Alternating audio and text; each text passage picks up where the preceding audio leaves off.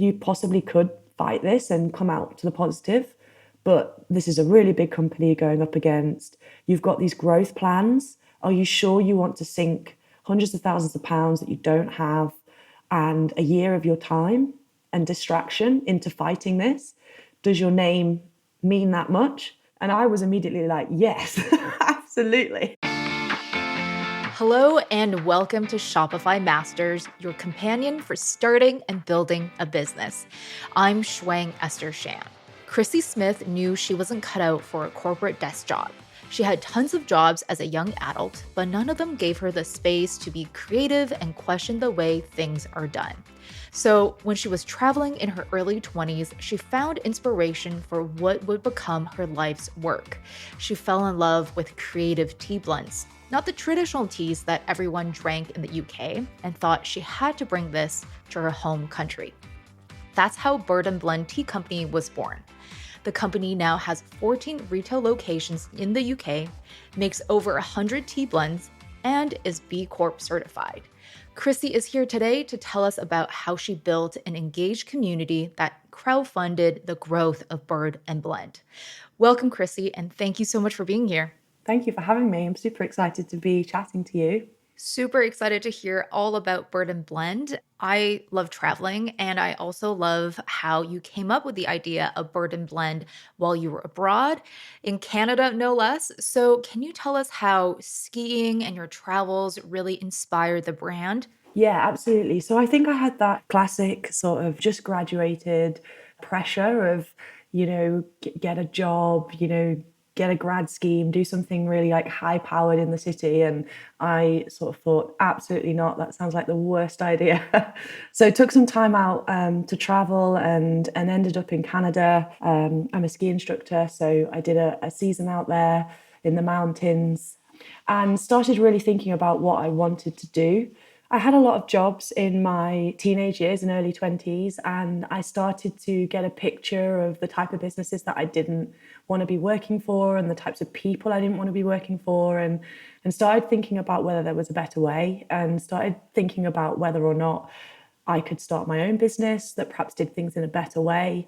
So I was out in Canada and I ended up spending some time working for a really innovative tea company out there. Wasn't necessarily super passionate about tea, which is a surprise to people. A lot of our competitors in the food and drink industry, they tend to start a business based on something they're really passionate about, like a hobby or an interest. I was more looking for an opportunity to start a business and do it in the right way. And tea kind of happened upon me. I'm a tea expert now, and I'm the creative force behind the brand. But I noticed that in North America in particular, this trend for enjoying tea outside of the home, iced teas, and the versatility was catching up with coffee. But in my home country of the UK, we were still very much attached to tea as a tea room or afternoon tea. It's very regal, it's very elegant. And I just wondered why tea hadn't been adopted in the same way in the UK. So I convinced my partner, Mike, to come back to the UK for the summer and see if we could get something off the ground. And the rest is history, really. So you started Bird & Blend when you were just 24. You never had a business, didn't have experience in this entrepreneurship world. Were you nervous about starting something on your own? Yeah, absolutely. I mean, I have no business degree. I don't have any qualifications in business. I also didn't have any qualifications in tea at that time either. So looking back, it does seem a bit bonkers. But I think because I was almost naive to the mountain of that it is that you climb to start a business, but almost my naivety and the passion and the energy to just kind of prove that I could really do something in this arena put me in a good stead. I didn't have a mortgage. I didn't have anything tying me down. It was kind of like, right, let's give this a go. And what's the worst that could happen? I would find myself back in Canada the following year skiing if it all went wrong. So I didn't have super high expectations, and I just kind of tackled each section, each problem, each day as it came.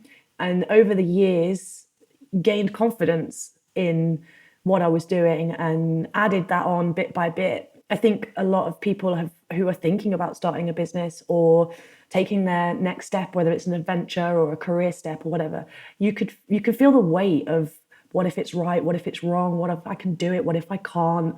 I'm a strong believer that if you've got passion for something, if you take it one day at a time, there's no reason why you can't throw yourself into something and achieve something magical. And you know what, if you're adaptable, if it doesn't work out, you'll find a new adventure to focus on. I think that's a better way of living than never starting something because you're, put off by the challenge ahead. And I think one of the largest hurdles initially was finding a supplier and also convincing them to blend and roast the tea in the way that you wanted. So tell us about that process. So I came back to the UK and we were going to spend 6 months trying to get this business idea off the ground.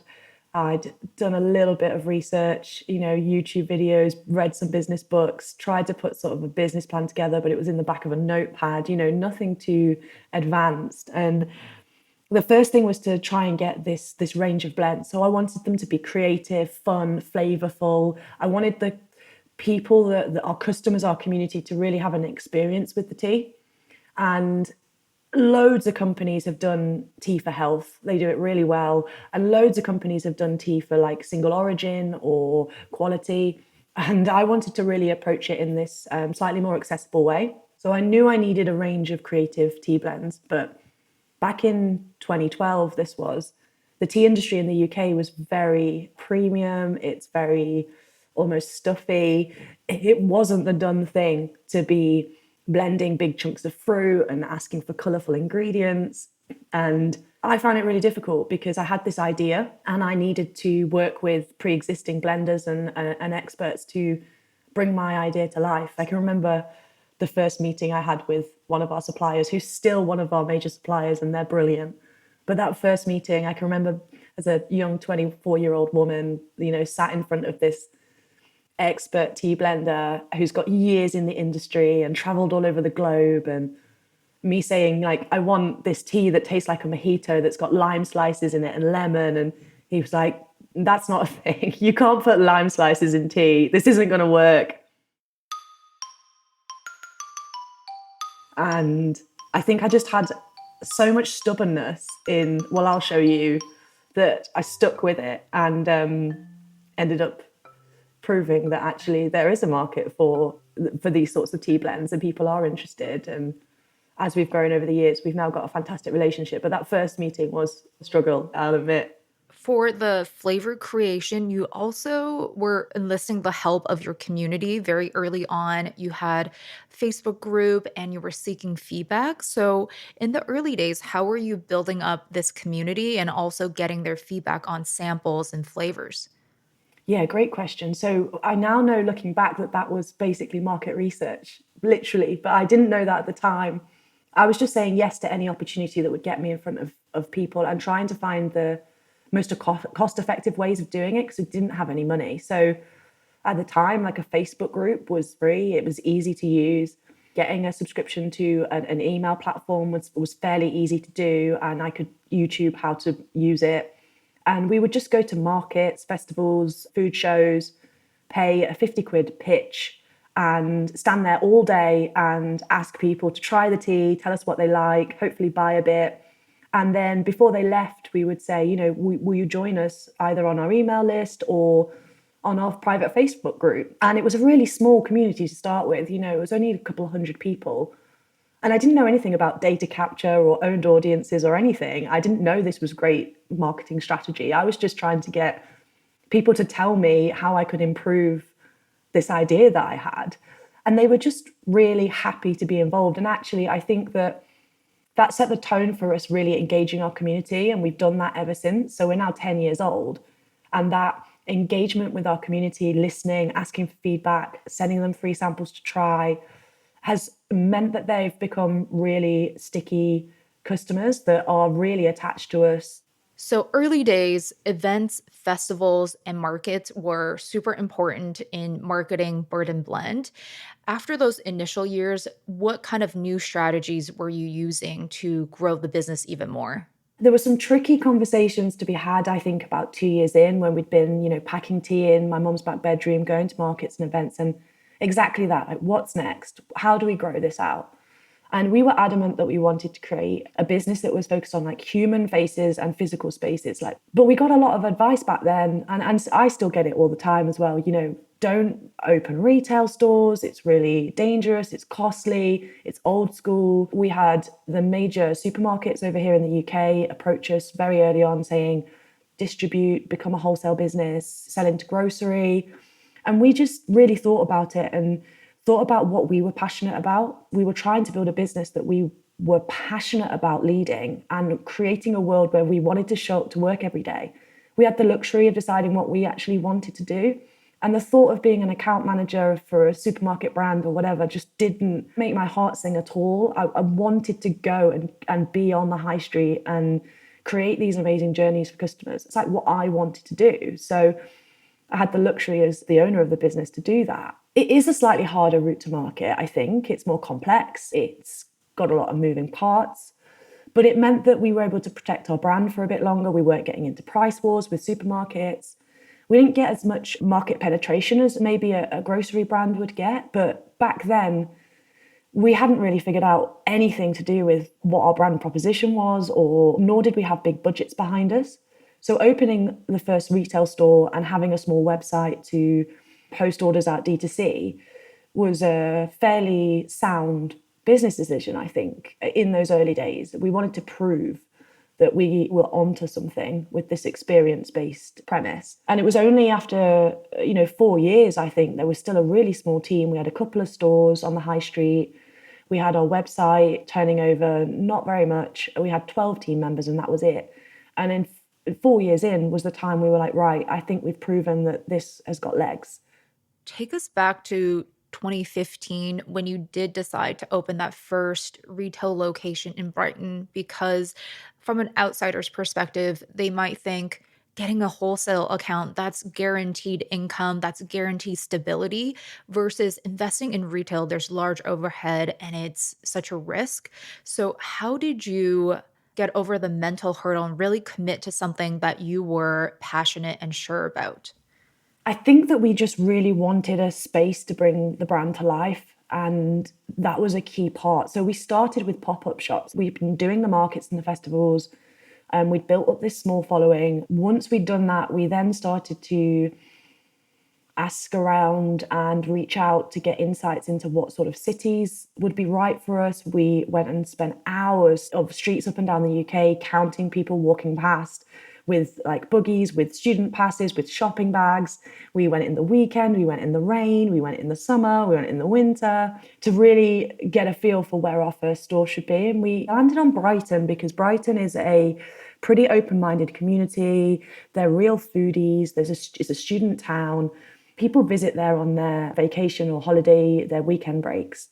So we wanted somewhere where you could come and have an experience, and then even if you go home somewhere else in the world, that's not where you live, you're going to remember, I went on this vacation to Brighton, I went to the sea, I went to Bird and Blend, I got an iced tea.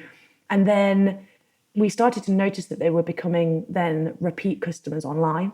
So the store was the entry point to the customer journey, and then we continued to serve them through the website. And I wasn't intending to move to Brighton full time. We were going to we went to Brighton to open the first store and thought we'd end up back in the Midlands, which is where I'm from, but ended up just building a bit of a brand down there. And a lot of the things that are synonymous with Brighton, it's very left, it's open-minded, it's foodie, it's liberal, it's a bit adventurous, a bit quirky, sunshine, seaside. It's the things that make you kind of smile, and that's something that is synonymous with the brand.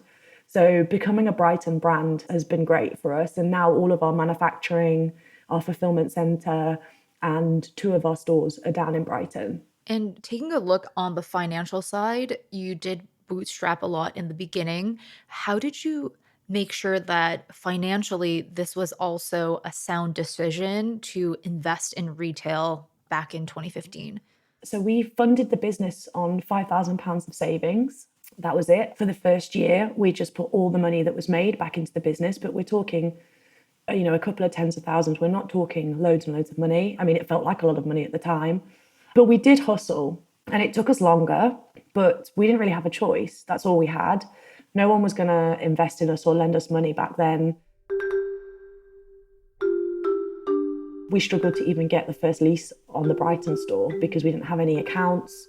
So we hustled to open the store. We got like job lot of scaffolding boards from eBay, and like I built them for the store, and we didn't get architectural plans. I used the IKEA kitchen planner and like literally that sort of thing. You know, Mike and I didn't take a salary for the whole of the first 2 years. Friends and family let us stay on their sofa. We used to sleep in the downstairs of the Brighton store. So our business was everything. We wanted to prove it would work. And we funneled everything we had into it. And it was hard. It was a real hard slog, but it was also super rewarding. And within a couple of years of having the Brighton store, we had a working business model then where we could prove that the revenue coming in through the store not only was breaking even, but was contributing profit. So Mike and I were able to recruit our first team, take a proper salary, rent a flat. And once we had that proven, we were then able to use that to get further leases and expand the business out from there. Super excited to chat more about your expansion. I'm chatting with Krisi Smith, the founder of Bird and Blend. If you are enjoying our conversation, please follow or subscribe to Shopify Masters wherever you get your podcasts and leave us a review or feedback for the show. Thanks. So we mentioned that you now have 14 locations. What were you looking for when you were expanding? So throughout the whole of the business, our website's contributed about 50-50. So the revenue from stores has stayed equal, even as we've opened more stores. And that's our business model. That's the way that the economics work for us to be profitable. We see the stores as showrooms, and then the profit is made through the D2C site. So when Brighton was the only store, the website was also doing okay. Again, we're only talking like tens of thousands. We're not talking millions at this point. But we had a database of customers, and we looked at areas where those customers already were. And they were all over the world, but we saw some pockets of cities where those customers were. And so that was our first point of call. We also looked at some of the partnerships and connections we'd made through years of doing markets and festivals. So, for example, in the Midlands, we'd done a couple of pretty successful food festivals for about 2 or 3 years. So we knew we had some brand recognition in those cities. And then we looked at some of the key things that we knew about our demographic. So we knew we had students that were interested. We knew that uni towns and people that worked in creative cities and creative jobs shopped with us a lot. And we knew that we had a fairly high proportion of day trippers or tourists. So we looked for cities and high streets where people would kind of come in to have an experience, whether they're a student in the city or they're on their mini break or whatever.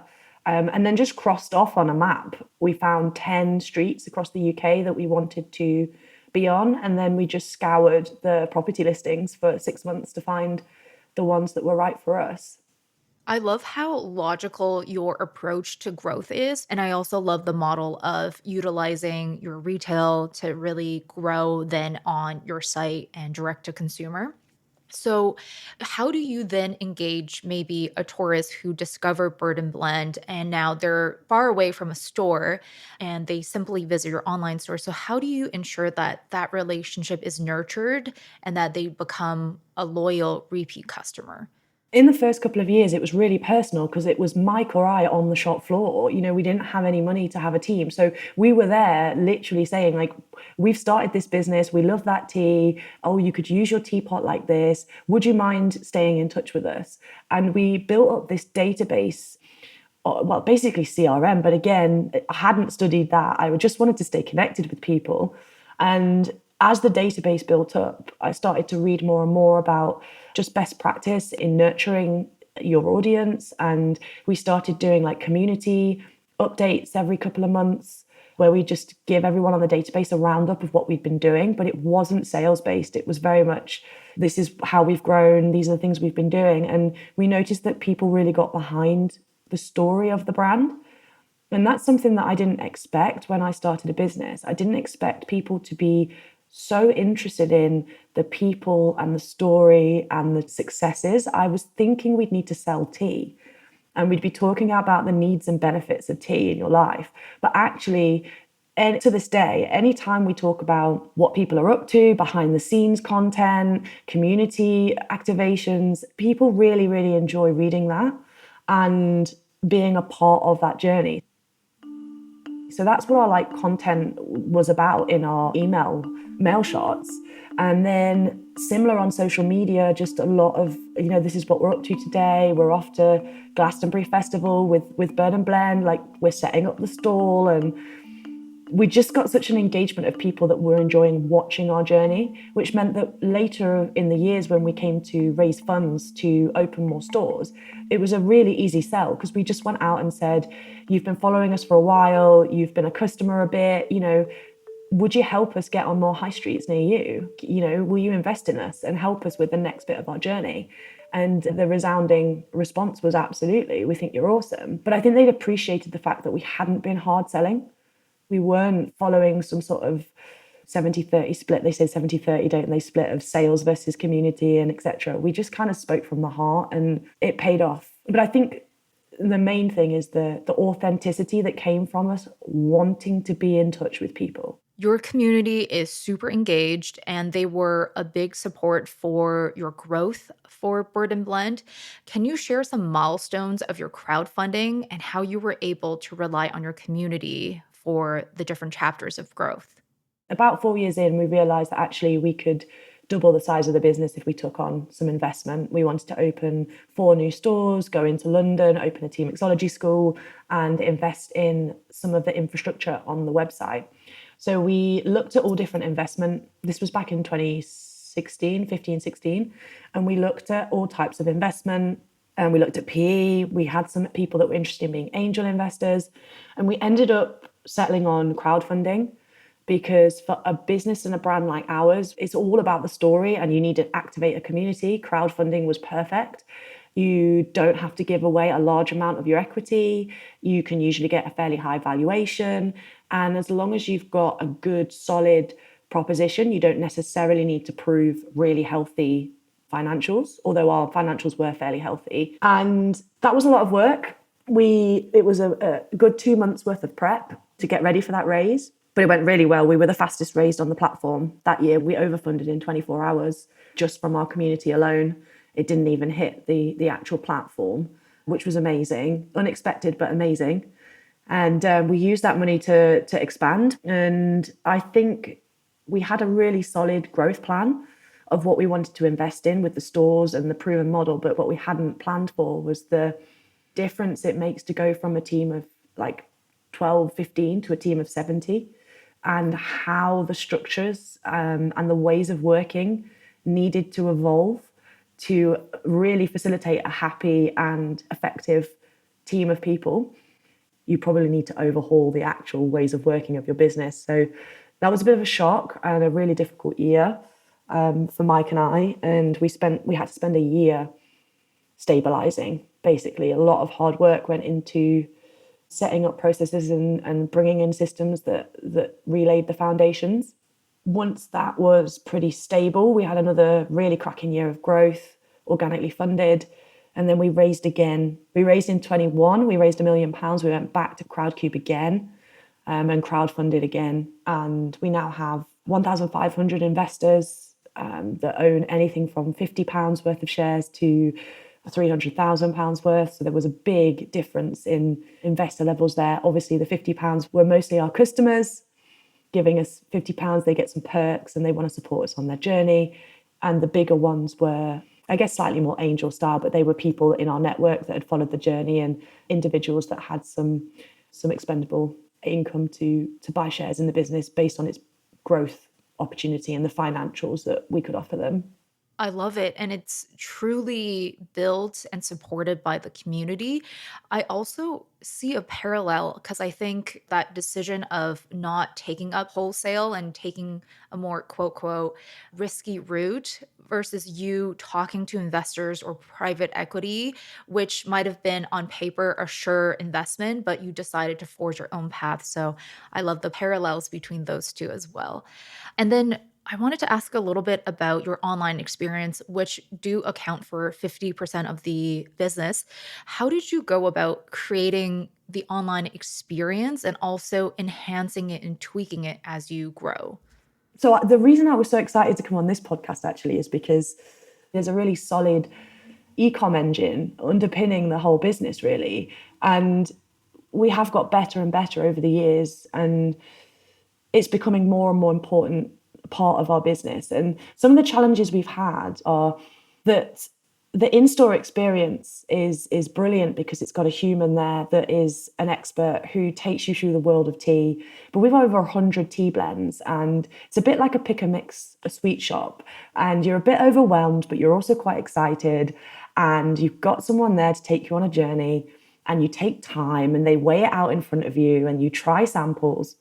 When it came to trying to replicate that online, that is quite a mission. And we spent a couple of years trying to replicate that by using various pieces of tech that, we've tried like video consultations, we've tried like some pretty smart bundling customer journeys, and we've tried like different journeys for different entry points. But we actually realized pretty soon that we couldn't replicate the in-store experience, and actually we probably shouldn't, because our customer uses the site for very different reasons as it uses in store. And quite a lot of our customers, about 40% of our customers, shop across multiple channels. And that includes things like our TikTok shop as well. So they're not shopping in lanes. There's this one customer who is interacting with us across all these different areas. In store, they want to have the experience. They want to try things. They want to take their time. Online, they're looking for some inspiration, but mainly they want to find the teas they know they love. They want to be reminded of those. They want to easily top up.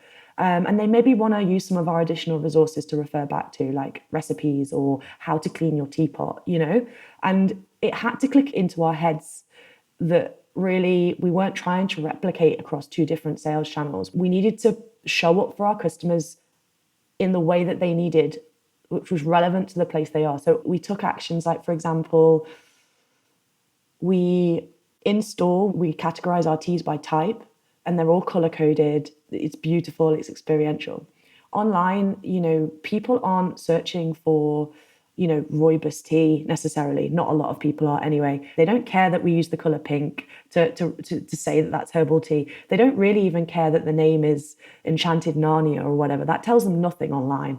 So we started thinking about the journeys of actually, when people are looking for herbal tea, what are they looking for? They're probably looking for sleep. They want something to help with their sleep. So how can we change the language on the website and all the touch points that serves those needs, gives them the information they need about how good it is for sleep?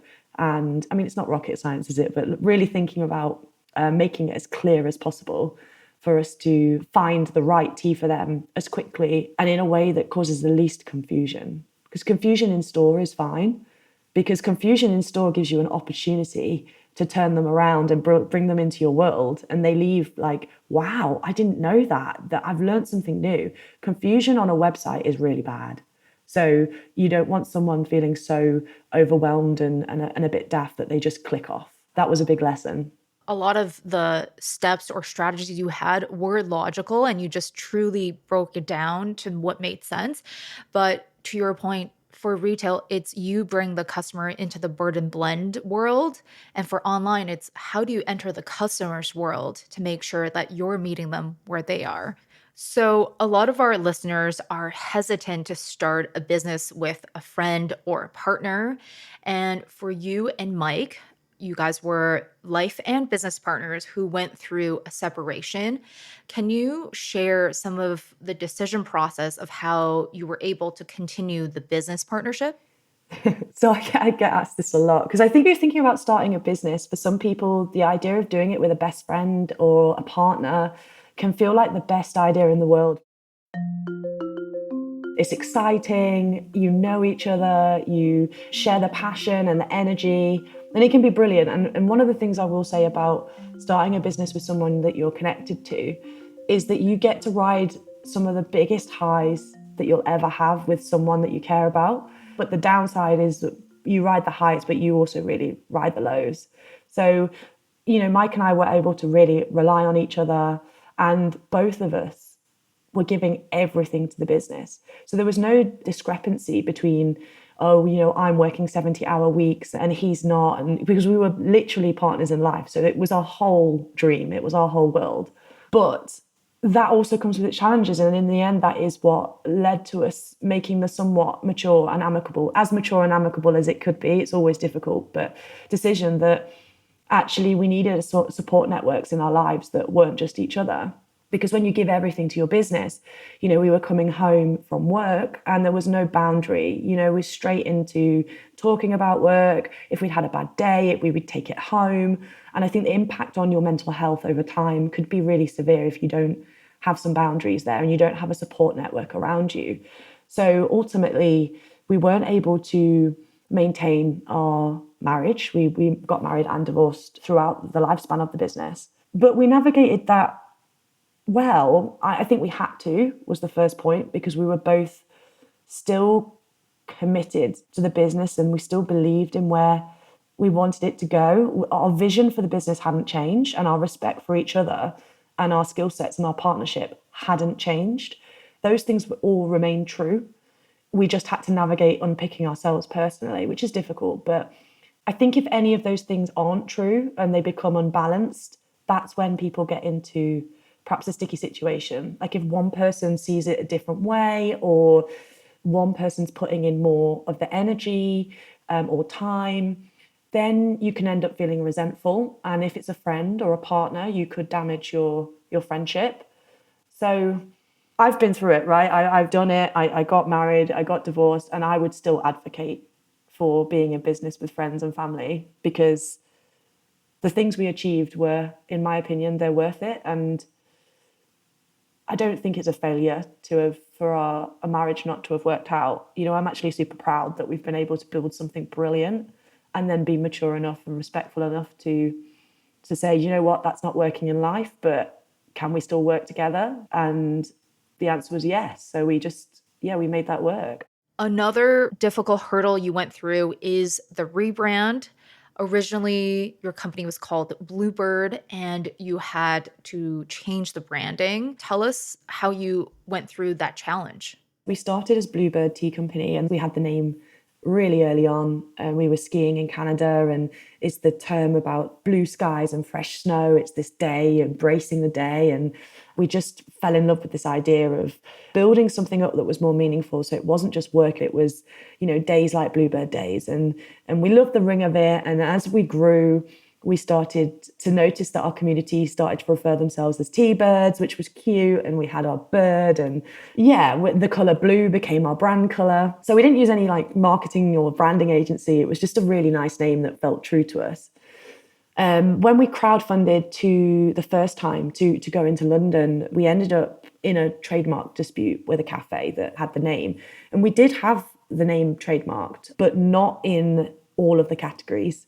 So we took advice at that time, and the legal advice was you possibly could fight this and come out to the positive, but this is a really big company you're going up against. You've got these growth plans. Are you sure you want to sink hundreds of thousands of pounds that you don't have and a year of your time and distraction into fighting this?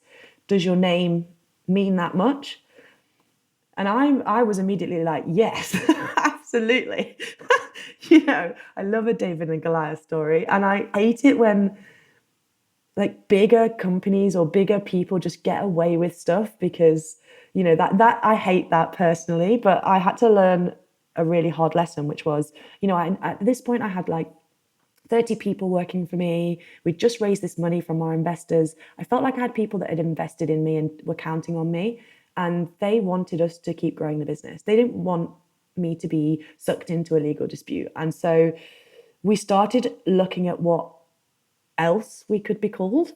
What I would say for listeners is it was actually a really wonderful experience by the end of it because it forced us to go back to the beginning and really reassess who we were and what we meant to people. So we'd come up with this concept in isolation, just Mike and I, and wanted to see if the world liked it. But since then, it had grown arms and legs and our community had had their own input. And so we went back out to our community and said, give us 3 words that you think of when you think of Bluebird. And we didn't even say this is a branding exercise. We just said, please give us some words. And the things that kept coming back were words around community, the blending of tea, the blending of people, the bringing together of fun flavors, the bringing together of experiences and communities and people to share a cup of tea together. So we were like, right, I think there's something here in this blend idea. So we knew we wanted to keep the bird if we could, because we had our tea birds in the community. We wanted to keep the colour blue. And so we ended up with the bird and blend. The bird as a nod to bluebird and the blend as a nod to the community and the blending of tea. And we had the ampersand in there as well to nod to bringing things together. We didn't use a big branding agency. It didn't cost us a lot of money. It was a bit of heartache, but overall we came out with a better name. One thing it did hit was our rankings did take a big hit. So we'd had years of, SEO and page authority on, domain authority on Bluebird and on social media, the hashtags and all of that was built up. It did take us about 18 months to get back to where we were in terms of that. One piece of advice I would give is to not forget that, to factor in that you possibly will slow you down a little bit. And also packaging and things, we had to waste quite a lot of packaging. So there's a bit of expense that goes into a rebrand in areas you maybe don't consider as well. To wrap up the show, I gotta ask you a few questions about your tea blends. First of all, what is your favorite flavor? And I know you're constantly creating new blends. So what kind of new products are you developing right now? So my favorite tea that we've ever created is Spice Pumpkin Pie, but that's a limited edition. So we have limited edition teas that come in and out. So you can't buy that out of autumn or fall season, but it's the best. It comes back every year. It makes an amazing tea latte. I'm in love. And in terms of product innovation, okay, so we've got some cool Easter products coming out soon. We've done a tea infused Easter egg, which is really cool. I've just signed off on a new matcha flavor collection, so Japanese matcha powder, will be coming out later in the spring. And I've also just finished the development on a biscuit collection, which should come out hopefully in the autumn. Basically done some other iconic biscuits as tea flavors. I think that's going to be really exciting. People are going to love it, I think. Oh my goodness, how exciting. Thank you so much for being here, Krisi. Thank you for having me. It's been great to chat to you. That's Krisi Smith, founder of Bird and Blend Tea Company. And thank you for joining us on Shopify Masters. Our show is produced by Megan Coyle and Gogo Zoger. Our engineers are Matt Schwartz and Miku Betlam. Benjamin Gottlieb is our supervising producer, and I'm Shwang Esther Shan. And we will see you next time.